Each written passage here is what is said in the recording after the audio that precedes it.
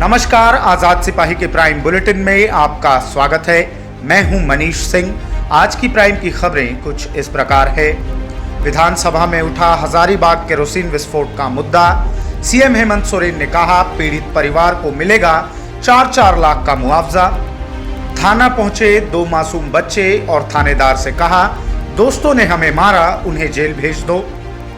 पुंदाग में बनाए गए नए धरना स्थल का भाजपा के प्रदेश अध्यक्ष दीपक प्रकाश ने किया विरोध। कहा सड़क से सदन तक जनता के सवालों से भाग रही है सरकार। झारखंडी युवाओं के लिए खुशखबरी, सेना बहाली रैली 10 से 30 मार्च तक। 1 साल बाद खुला बिरसा जैविक उद्यान, सैलानियों में दिखा उत्साह और उमंग। अब आइए सुनते हैं खबर विस्तार से। हजारीबाग में लगातार हो रहे केरोसिन विस्फोट का मामला मंगलवार को विधानसभा में उठा। हजारीबाग से विधायक मनीष जायसवाल ने इस मुद्दे पर सरकार के खिलाफ नारेबाजी की। उन्होंने कहा कि अब तक इस विस्फोट से 5 लोगों की मौत हो चुकी है और सरकार चुप है। मनीष जायसवाल ने कहा कि इसमें अधिकारी की मिलीभगत है। सीएम हेमंत सोरेन ने सदन में जवाब दिया कि वहां के केरोसिन के सैंपल को लेबोरेटरी में भेजा गया है। मिलावट की बात की पुष्टि हुई है, जो किसी डीलर ने की है उसकी जांच जारी है। उन्होंने पीड़ित परिवार को 4-4 लाख रुपए मुआवजा देने की भी घोषणा की। सीएम हेमंत सोरेन ने जवाब देते हुए कहा कि सरकार ने पहले ही संज्ञान में ले लिया था, इस मामले की जांच के आदेश दे दिए गए थे। गुमला से एक चौंका देने वाली खबर आई है। यहां लगभग 5 साल के 2 बच्चे पुलिस स्टेशन पहुंच गए और न्याय की मांग करने लगे। बच्चों ने थानेदार से कहा कि सर मेरे दोस्तों ने मुझे मारा, आप उन्हें जेल भेज दो। थानेदार ने तोतली जुबान से बच्चों से यह बातें सुनी तो वे भी अवाक रह गए। मामला चैनपुर प्रखंड का है। थानेदार ने बच्चों की पूरी बात सुनी और मामले को देखने के लिए घटनास्थल पर पहुंचे। पुलिस को वहां कोई नहीं मिला तो बच्चों को पुलिस ने उनके घर तक पहुंचा दिया। दोनों बच्चे खेल खेल में दूसरे बच्चों के साथ हुए झगड़े को गंभीरता से लेते हुए चैनपुर थाना पहुंच गए। बिना किसी झिझक के थाने में जाकर खड़े हो गए। जब पुलिस ने बच्चों से पूछा कि यहाँ क्यों आए हो तो बच्चों ने गुस्से में कहा कि सर मेरे दोस्तों ने मुझे मारा है, आप उन्हें जेल भेज दो। इतना सुनते ही थाने में मौजूद थानेदार और पुलिसकर्मी हंसने लगे। मासूम ने जब देखा कि पुलिस वाले हंस रहे हैं तो उन्होंने कहा कि आप लोग क्यों हंस रहे हैं, हम लोगों को न्याय चाहिए, क्या आप उन बच्चों को जेल नहीं भेजेंगे?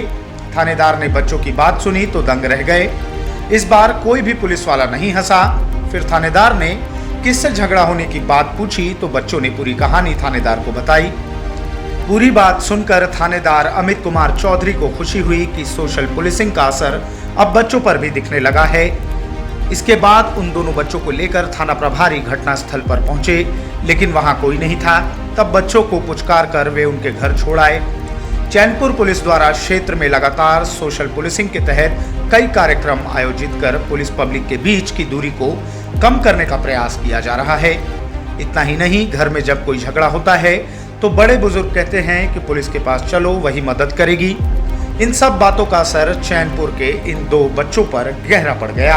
प्रदेश भाजपा ने पुंदाग में धरना स्थल बनाए जाने का विरोध जताया है। सांसद और पार्टी के प्रदेश अध्यक्ष दीपक प्रकाश ने इसके लिए हेमंत सरकार की मंशा पर सवाल उठाए हैं। उन्होंने कहा कि सदन से सड़क तक जनता के सवालों से हेमंत सरकार भाग रही है। यहां सरकार सवालों का जवाब ना तो सदन में दे पा रही है और ना सड़क पर सवालों को सुनने को तैयार है। धरना स्थल का स्थान बदलकर लोकतंत्र की हत्या की जा रही है। सरकार का रवैया निरंकुश और लोकतंत्र विरोधी है। राजभवन या मोराबादी के पास ही धरना स्थल को बनाए रखा जाना चाहिए। दीपक प्रकाश के मुताबिक लोकतंत्र में धरना प्रदर्शन जनता का मौलिक अधिकार है। इसका गला घोटने का प्रयास राज्य सरकार कर रही है। राजभवन या मोराबादी के पास धरना देकर राजनीतिक सामाजिक कार्यकर्ता संस्थान अपनी मांगों को सार्वजनिक रूप से रखते हैं, पर जिला प्रशासन ने धरना स्थल के लिए शहर के बाहर पुंदाग में जगह निर्धारित कर दी है। यह अनुचित और अव्यवहारिक है। मोरहाबादी मैदान में 10 मार्च से 30 मार्च तक प्रस्तावित सेना बहाली के सफल आयोजन को लेकर मंगलवार को सेना और प्रशासनिक पदाधिकारियों के साथ समन्वय बैठक की गई। समाहरणालय ब्लॉक ए स्थित कमरा संख्या 207 में अपर जिला दंडाधिकारी विधि व्यवस्था लोकेश मिश्रा की अध्यक्षता में आयोजित बैठक में निदेशक सेना भर्ती कर्नल आईएएस पटियाल, सहायक भर्ती पदाधिकारी सूबेदार एसएस चौहान, जिला परिवहन पदाधिकारी समेत अन्य उपस्थित थे। कर्नल आईएएस पटियाल ने पीपीटी के माध्यम से सेना बहाली की प्रक्रिया की जानकारी देते हुए आयोजन स्थल पर जिला प्रशासन द्वारा की जाने वाली व्यवस्था से संबंधित विस्तृत जानकारी साझा की।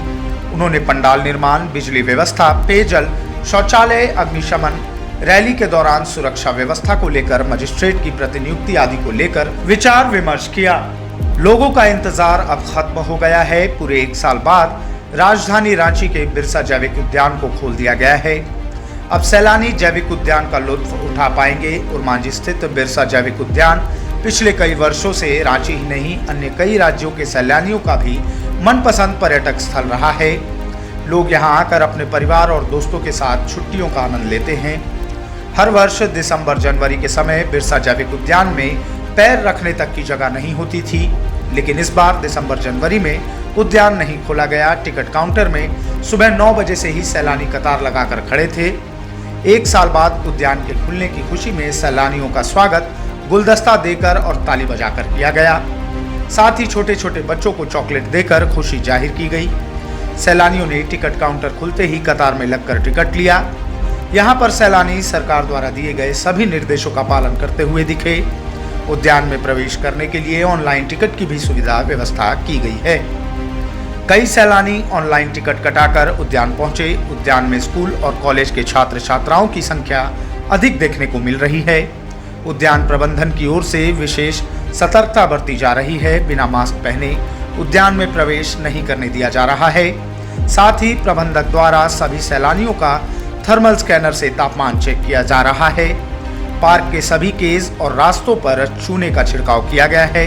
उद्यान के अगल बगल होटल के दुकानदारों, ठेला खोमचे वालों में भी काफी उत्साह देखने को मिला। आज के प्राइम में बस इतना ही। आगे की न्यूज अपडेट्स जानने के लिए देखते रहिए आजाद सिपाही।